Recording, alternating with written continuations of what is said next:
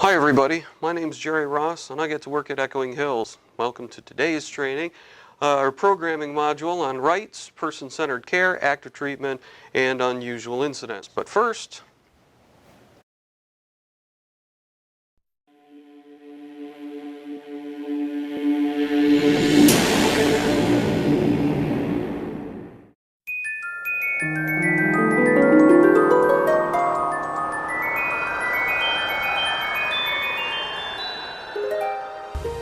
Imagine a system where everyone feels listened to and respected. My opinion matters. My opinion matters. My opinion matters. Imagine a system where we use positive language and people are not labeled by what they can't do.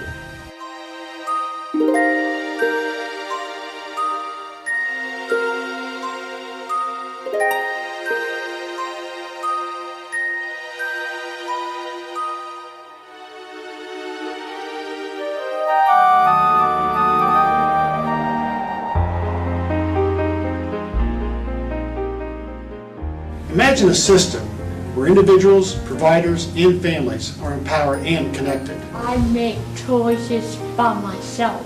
It's all up to me. What I want matters. Imagine working collaboratively together for a better future. We get more done. I know. We get together. We get more done when we work together. Imagine a system where those who support you really know you. You should get to know me. Get to know me.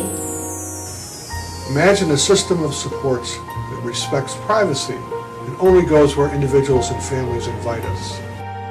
We don't need everything.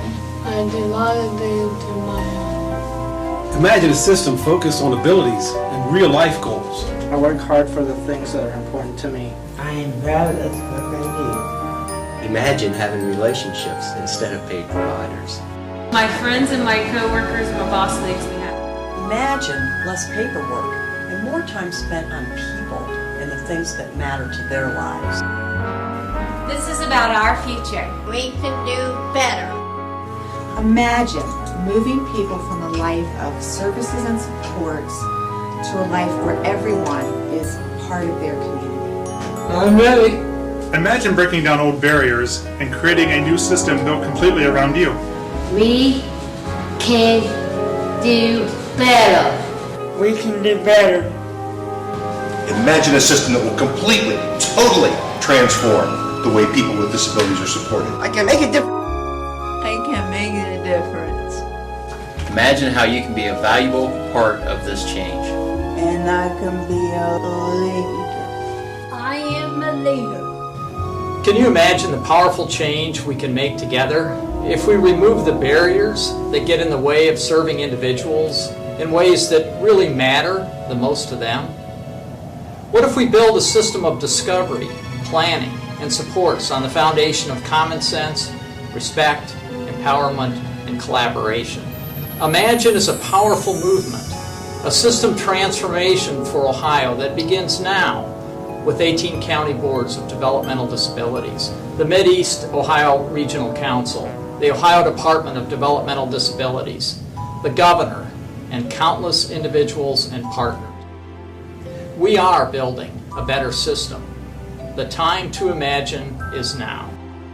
Imagine a system that's all about me. And that's all about us.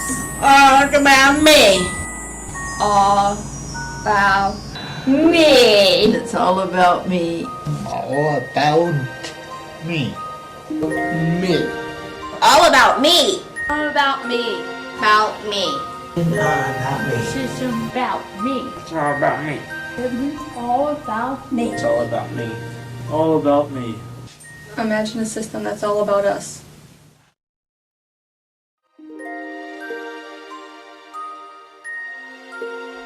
Come with me and you'll be in a world of pure imagination.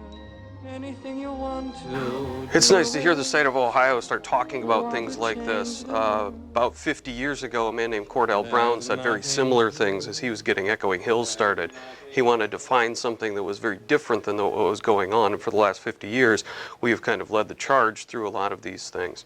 Let's start our conversation today of talking about resident rights, the rights of the people who live there. Now, you're going to find that these rights are very similar to the rights you have.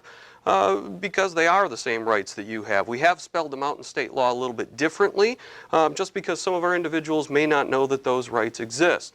Back in 1986, we codified these in state law, and it's our responsibility as service providers to really understand how these rights fit together and know how we can best serve people when we take into account these rights. We can summarize them in a couple of key statements. One, we need to listen to people, and second, we need to listen for items. Okay, so we need to listen to people. People will tell us, I like this, I want this, this is the direction I want my life to go. And then we also need to listen for things, well, the things that become important to them, that are necessary for their health, for their safety, and those sorts of things.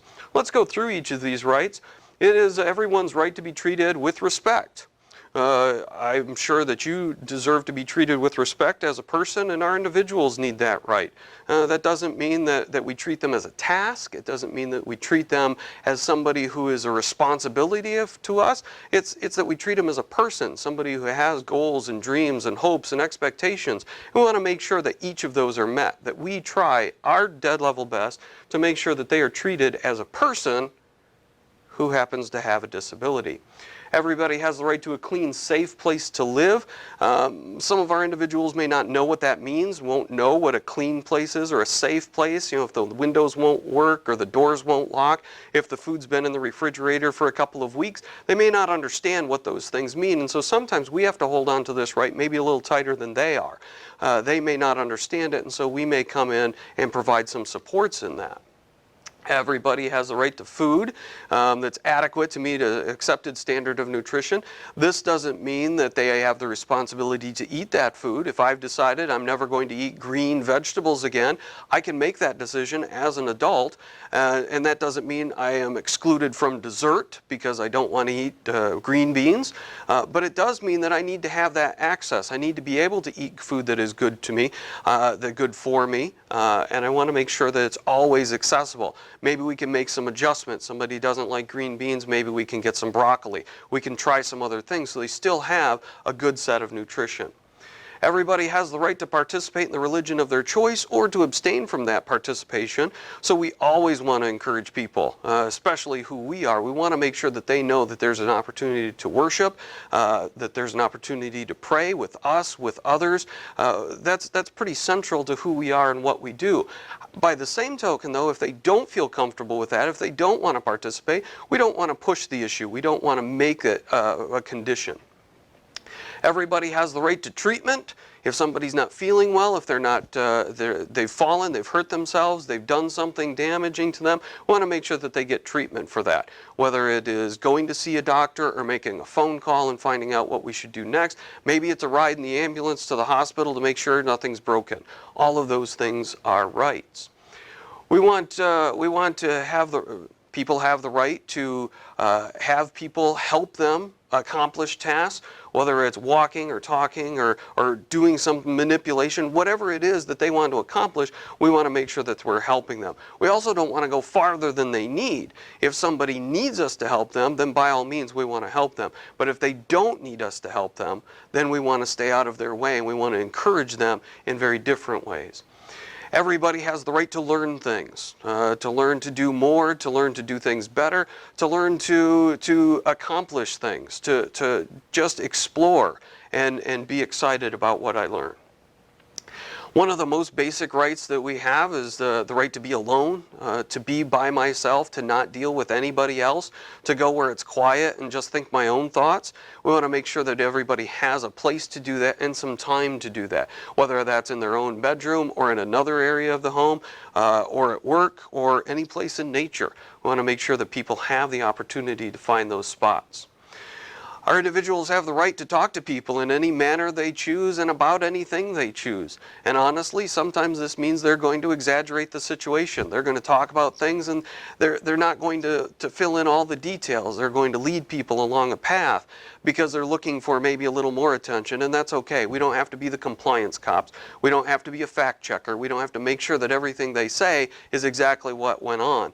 We can let them have that conversation. You've probably done similar things in your life. I remember having a conversation with my mom and telling her about all this terrible work that I had to do and how long it was taking me.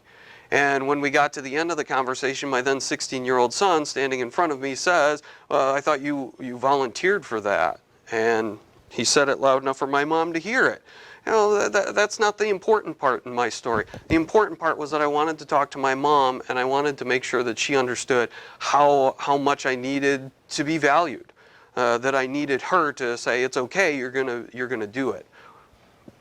Everybody has the right to own things and to use them. I assume you own things. I own things. In fact, I own one of these. This is the Victorinox Mini Champ 2 Midnight Edition pocket knife.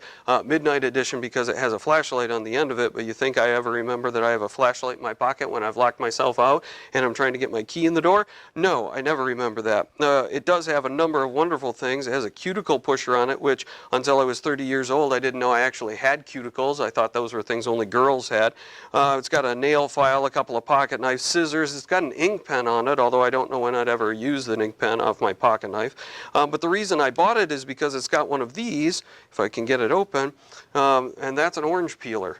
I don't know anybody that carries around an orange peeler like I do, but that's who I want to be. We use our things to help define who we are. I want to be that guy that's got that thing that's really helpful that one time, maybe completely useless most other times, but we use our things to help other people understand who we are. So we wear our college logo across our chest, or we got our driver's number on our hat, or we've got decorations in our room or in our house that kind of illustrate how we feel and what is important to us. Everybody has the right to have friends. We talked about basic rights, and this is one of those incredibly basic rights. We as a human animal really need to interact with other humans. If you've ever seen the movie Castaway with Tom Hanks, you will see somebody who absolutely needs to have a conversation with somebody else and has nobody there. So he goes through the incredible process of inventing a person. He has a conversation with Wilson. I believe at one point in the movie he loses an argument with Wilson. It's because we need to have other people to interact with. We need to see what we're doing in their eyes. We need to have somebody say that I value you, that I care about you. And we so desperately want that we have made it one of these rights. Everybody has the right to join activities, those things that help us grow as a person, whether it's going to a Bible study or learning to make jewelry or practicing our musical instrument or reading a book or watching a movie or trying to figure out what the hidden message is in a puzzle. All of those things help us reach our full potential as we explore the world and we try to accomplish more than what we had before. Everybody has the right to work. This is one of those things that is very exciting and probably one of the biggest things that promotes a sense of self-worth. Because I work and somebody gave me money to do that, that means I am valued and it is very tangible for a lot of people. So we want to make sure that people have the right to work and maybe have the right to learn how to do a better job so that I can do more. I've got a job in the community, but I want to be more than just this job. I want to do more things, and so I want to learn how to do that. Everybody has the right to be treated like everyone else, okay? To be treated as a person. One of those basic things that maybe we think, I don't have to worry about that. I always treat people like a person. But sometimes we get caught up in the tasks we need to do and we forget about the person that's involved in that. So we want to make sure that we're not treating somebody like a series of tasks. I got to get your shower, I got to get your bed made, I got to get you fed, I got to get all of those things. But instead, valuing that person. What do they want? What do they want to accomplish? How do they want to go about it? What do they want to eat? When do they want to eat? And all of those concomitant pieces. Everybody has the right to be free from abuse, any sort of abuse. It doesn't matter what it is. And quite honestly, this is another right that sometimes we have to hold on to tighter than our individuals because they may not know that that's not normal. I've worked with a lot of people who have come out of a situation where getting hit every day was just the way it worked. And so they expected it. They didn't think it was wrong. We know it is, and so we want to make sure that everybody is free from those things. It is an incredibly basic thing, but it is completely empowering. Anybody who can free themselves from that sort of experience moves into an area that is much more exciting and much more fulfilling. Everybody has the right to learn new things. We call these programs in a lot of the ISPs. We want people to be involved in their community. We want to make sure that they go out and they do things, but we want them to learn all of the pieces, parts that go along with that. Whether that is learning how to write my name better so that I can sign a job application. Whether that's learning to read more so that I can learn to be safe in the community and I can read traffic signs and those sorts of things. Understanding some of those basic things fits into a lot of what we do with our individuals in their programs. Everybody has the right to participate in decisions that affect their life. And, you know, it's an easy question, what decisions affect somebody's life? And the answer, of course, is every single one of them. Does it matter to you today what color shirt I wore? Probably not, but it matters to me because I paid close attention to what color the wall is, and I have a shirt this color. I didn't want to blend into the wall. I wanted to stand out. I wanted people to notice me, and so it mattered to me. It may not matter to you, so if you were helping me choose my clothing today, you want to make sure that you ask me, what clothing do you want to wear? Does it matter whether or not I brush my teeth before or after I bathe? Probably to you, not at all. But to me it matters a lot because I'm always afraid I'm going to get toothpaste on my face. And if I take a shower after I brush my teeth, I can wash my face and I don't have to worry about that.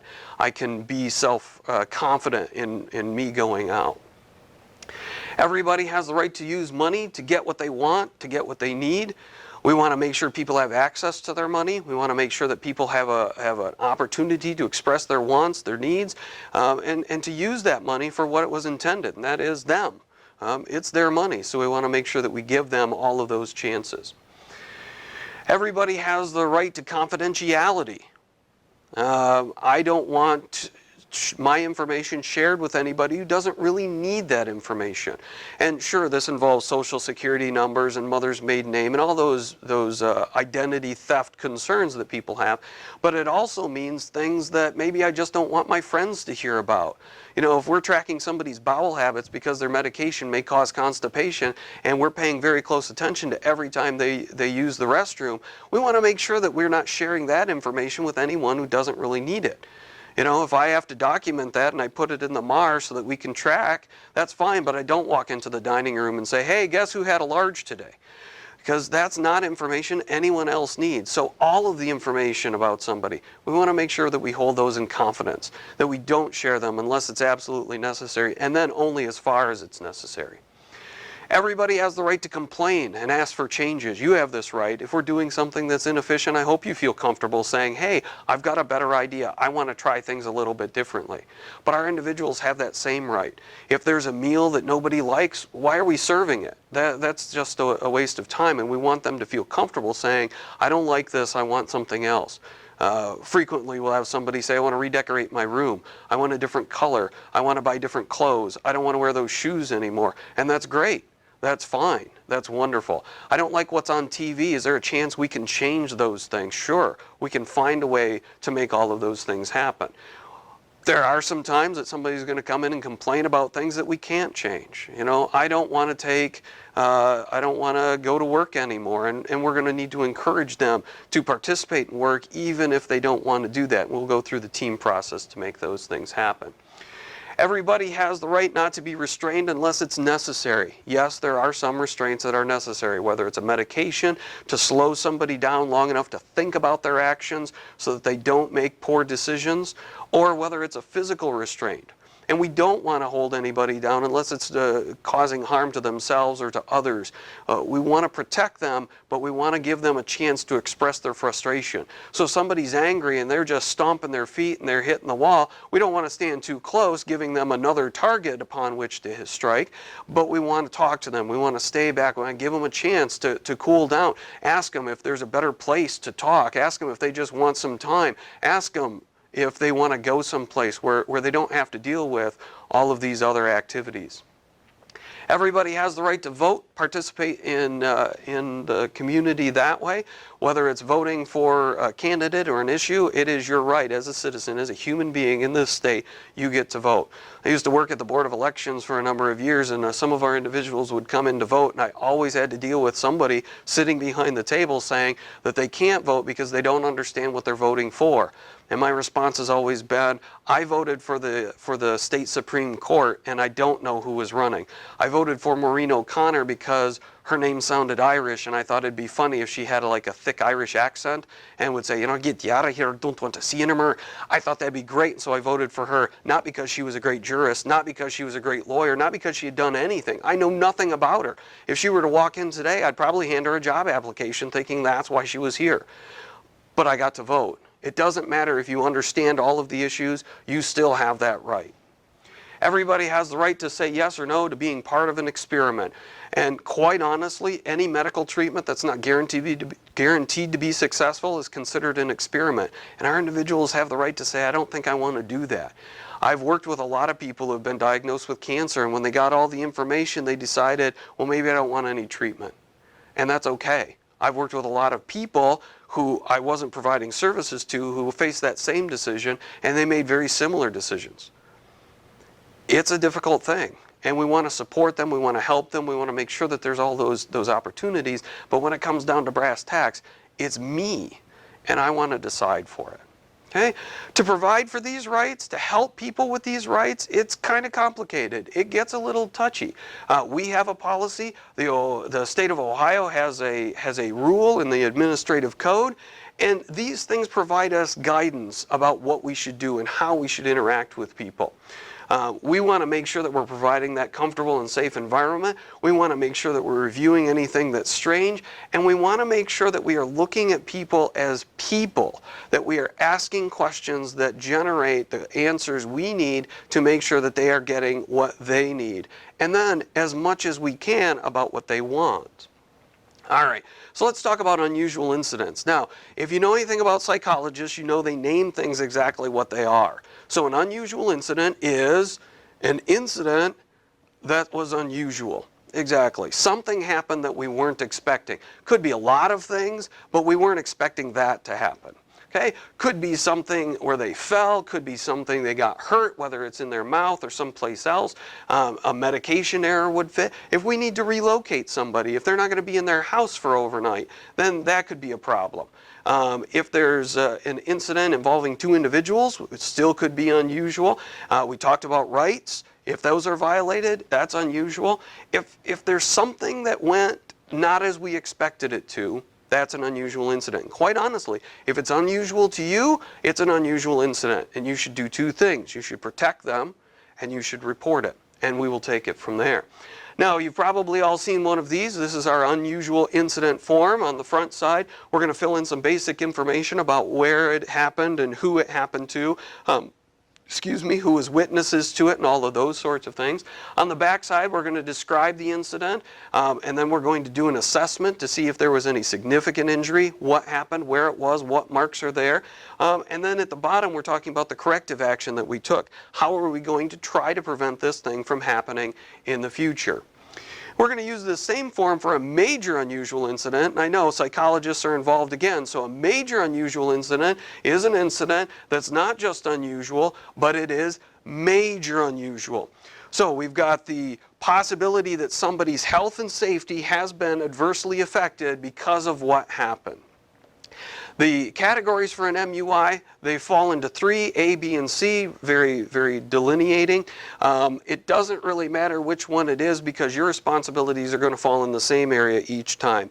Protect the health and safety of that person and report it. Tell somebody what has happened. We're going to go through each of these a little bit so that you understand what's happening. If we talk about category A, this would include abuse, whether it's verbal abuse, which interestingly enough does not have to be verbal. It could be written, it could be spoken. I could send you text messages, I could leave a message on your Facebook page, and if I am threatening you or humiliating you or creating an environment where you can't function as a person, that can be considered verbal abuse. You want to be careful about this. The state of Ohio has said that if you're using profanity in front of someone, if it's even remotely directed toward them, that can be considered verbal abuse, and you want to be cautious with your language. Physical abuse, the amount of physical force necessary to create harm in a person. I once asked the state of Ohio surveyor how much force that was, and she told me a swung baseball bat. And I said, wow, that seems excessive. I think you could abuse somebody with less force than that. But it really comes down to this. You know that hitting people is wrong, kicking them, throwing things at them. Hurting somebody is wrong. And so you want to protect them and tell someone. Sexual abuse, if it involves the commonly understood sexual areas of another human being and there is no consent, that is considered sexual abuse, even if that person is basically unaware that it was going on, like somebody was peeking through the windows and doing it that way. Neglect, if we have a responsibility to provide a service and we're not providing that service, that can be neglect, especially if there is a risk of somebody coming to harm. So if somebody needs help eating and nobody will feed them, that's neglect. If somebody needs to be changed because they are incontinent and can't take care of that themselves and nobody does that, that can be neglect. So if we're supposed to help somebody in a way, if it's identified in their plan and we're supposed to do these things and we're not doing them, that can be considered neglect quite easily.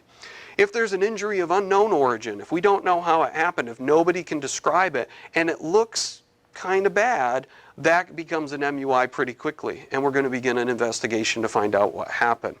Prohibited sexual relations, when we talked about sexual abuse, I mentioned that it was non-consensual. If it involves an employee and an individual receiving services, and there is consent, it is a prohibited sexual relationship. Primarily because it's not a fair relationship. Think about it, if I and any other human being on this planet engage in a relationship, and it doesn't matter how intimate, if either one of us decide that that relationship is over, that relationship is over, even if that other person doesn't know why. But if that person's receiving services and they decide the relationship is over, an intimate relationship, if I decide it's over, I can get a different job. I can get transferred to another location. I can do a lot of things. But if they decide it's over, I show up for work the next day. So it's not a fair relationship, and that's why it's prohibited. Exploitation. We used to call this theft, but now we have to call it exploitation, where it's using someone. Because they don't understand some concepts, they're getting used, and things are happening to them based on that lack of understanding. So this would involve somebody who maybe uses their debit card to buy their groceries or buy some items at the store, and somebody else slips a few extra things on the belt. And those never get carried in the house, you know, the person's not reviewing the receipt closely, and so they didn't really realize that maybe they've been charged an excessive amount of money based on what they purchased. Misappropriation, this is really taking things from people by talking them out of it. Misappropriation can be strictly walking through their room, putting money in your pocket, but it also involves asking somebody to give up something that maybe doesn't need to be. The last example I had, somebody had a television and somebody unplugged it. Their brother had unplugged it and said, oh, your TV's broke, I'm going to get rid of that and you can go buy a new one. It really misappropriated his television because it wasn't broken, it was just unplugged. Didn't check it, didn't notice it. When we found out about it, it was kind of uncomfortable. Rights code violation, again, we've gone through everybody's rights. If some rights have been violated and it creates a likely risk of harm, that pops up into an MUI category. And again, your responsibility is to protect that person and then to report it, to tell somebody what's going on.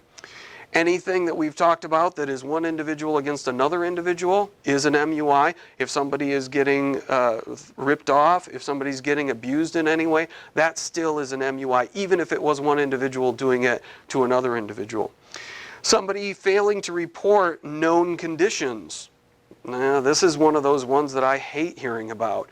If you know something's going on and you don't say anything, that is a whole other category of MUI. It essentially says, I'm okay with this terrible thing happening to a person. and I hope that that's never one I have to ask questions about. If somebody passes away, if somebody dies for any reason, that's an MUI. And again, protecting them is probably gone by, but you want to report it immediately. If somebody uses an unapproved behavioral support, if we're trying to change somebody's behavior by adding or subtracting something from their life, whether that's adding a reward, a piece of candy, a trip to the store, if we're adding something to their life, or we're taking something away, removing a possibility of going on an outing, or putting them in a restraint, so we're taking away their liberties, that needs to be written down in a plan. If it's not written down in their plan and we do those sorts of things, that becomes an unapproved behavioral support.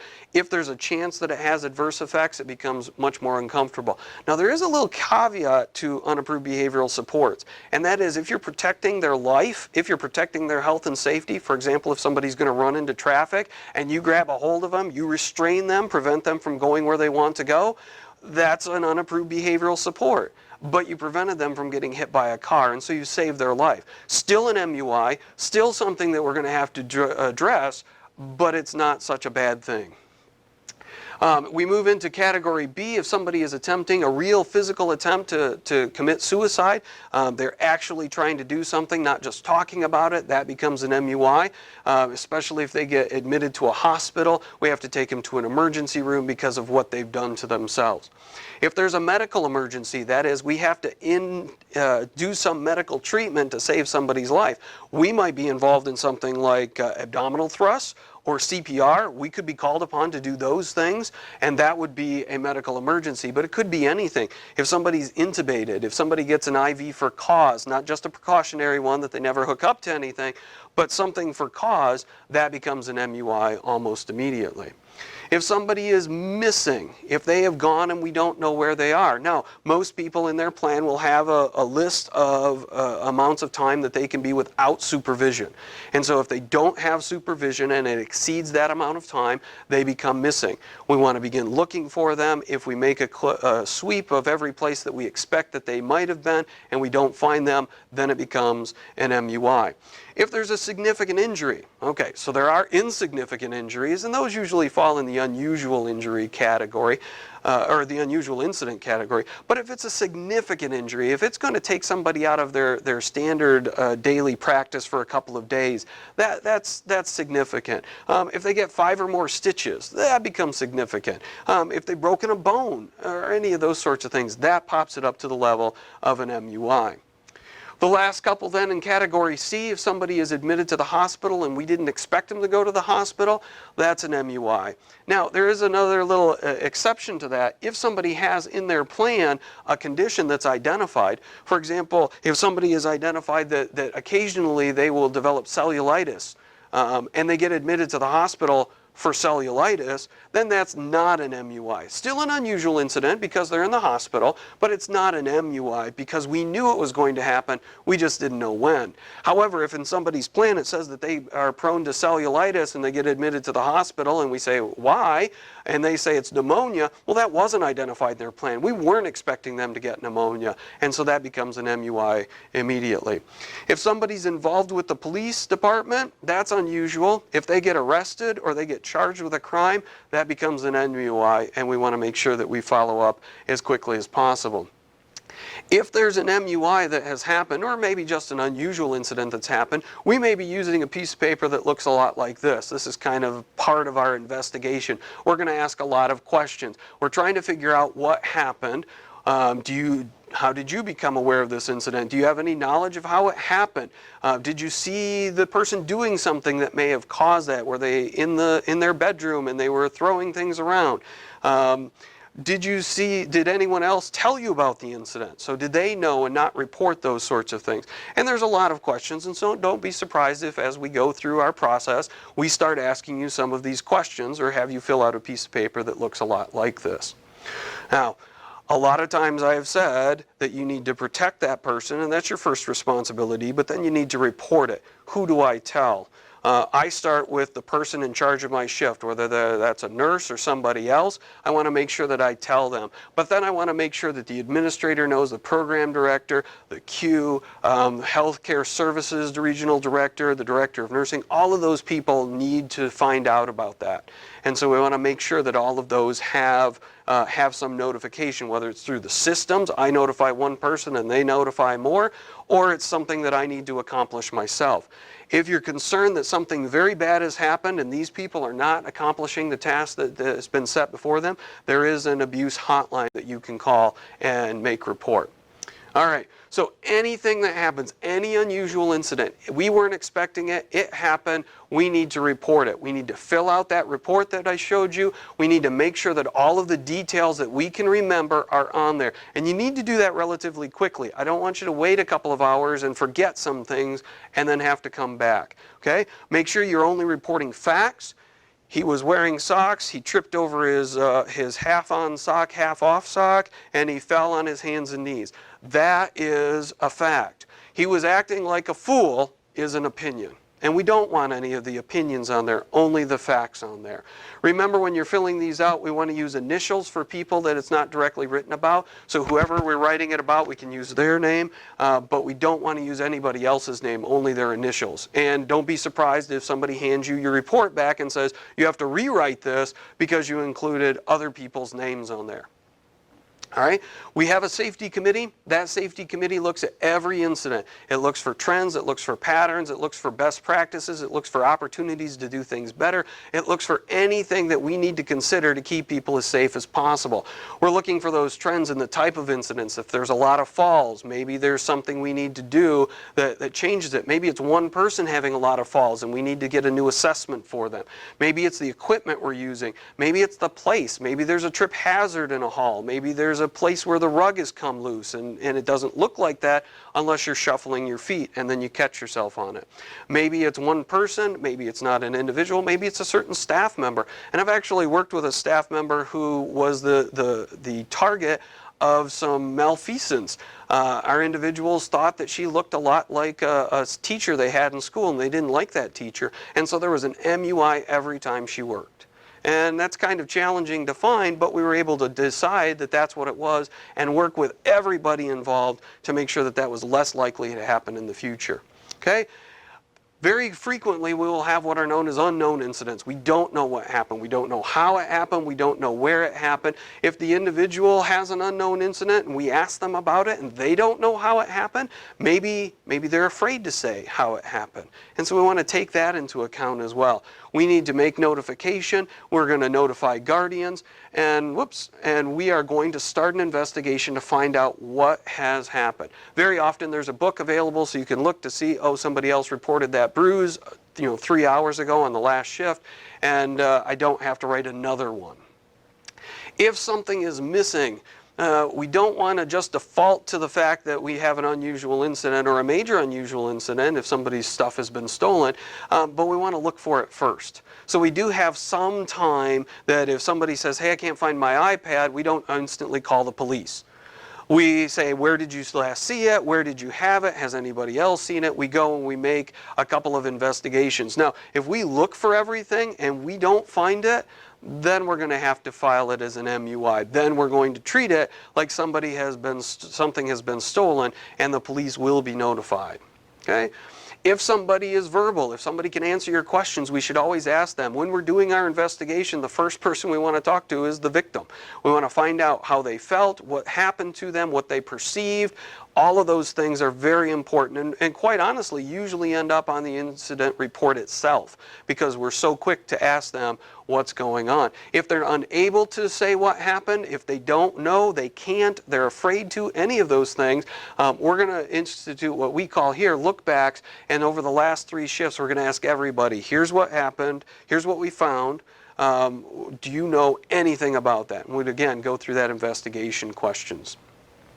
All right.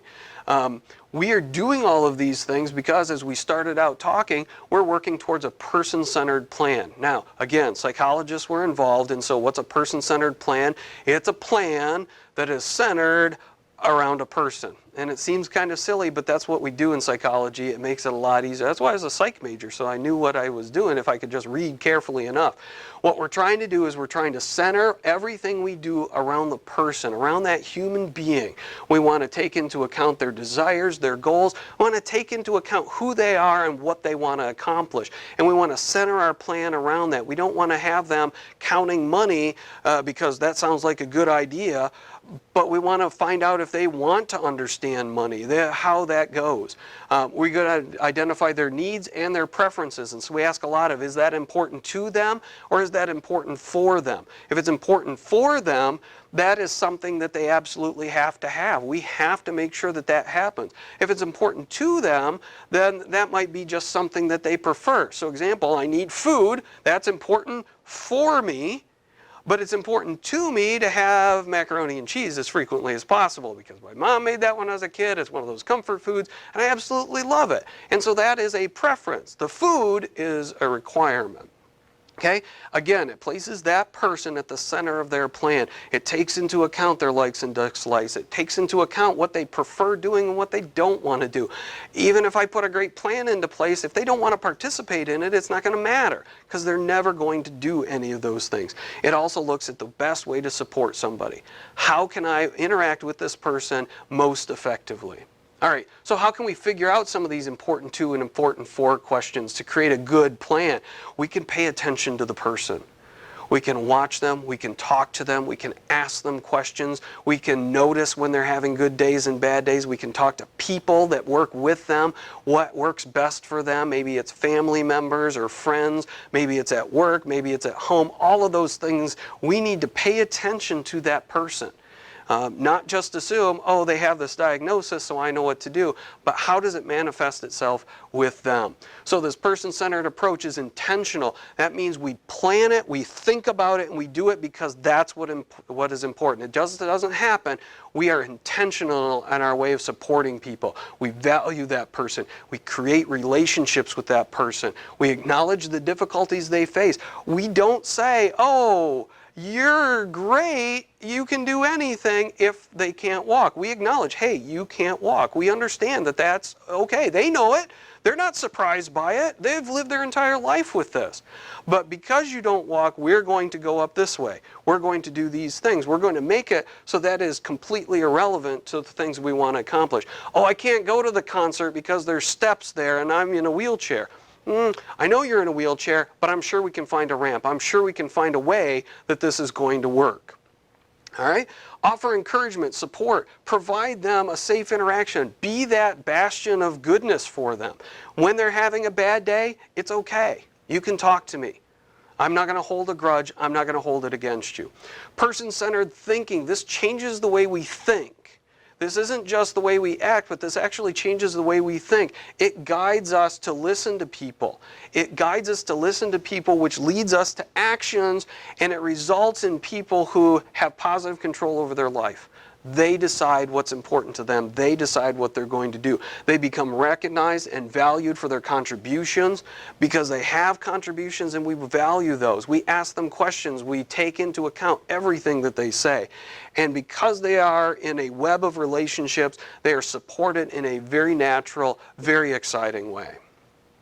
This then leads to self-advocacy. Self-advocacy, again, named by psychologists, are people who advocate for themselves. If somebody's a self-advocate, they can speak up. They can say, this is what I want.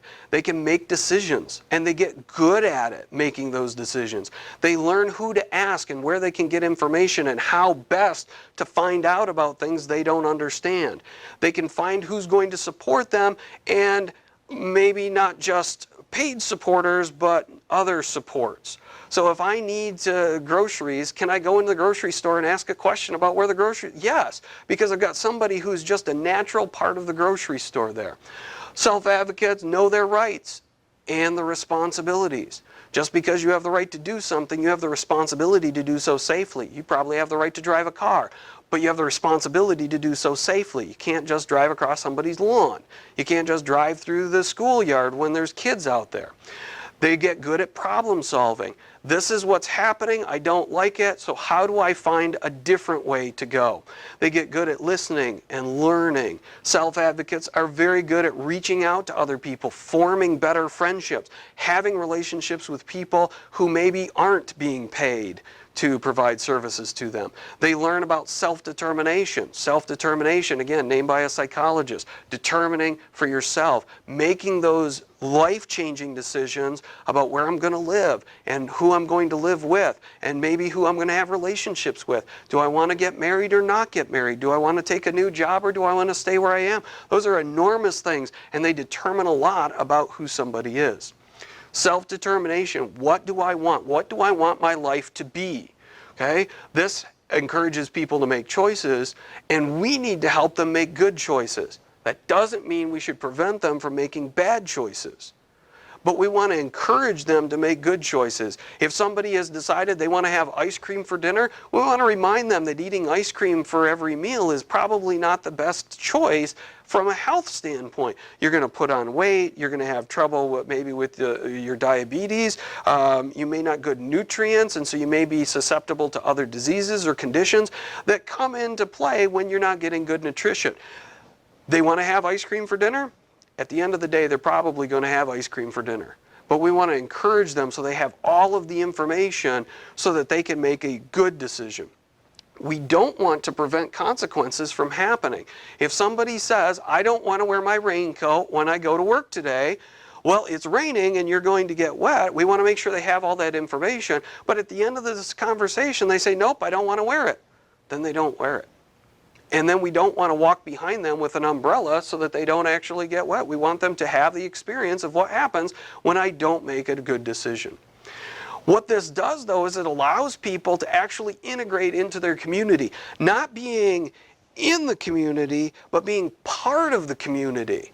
It's where people live and work. It's where people get involved in something that's bigger than themselves. It's where somebody is part of what this place is. Okay, whether that is a smaller community like a club or organization or a larger community like a city or a state, it lets them get services, it lets them learn, it lets them get entertainment, it lets them worship in a way that can be life-changing. Now, it's my understanding that there's a quiz we're going to take. So, with that being said, thanks for listening.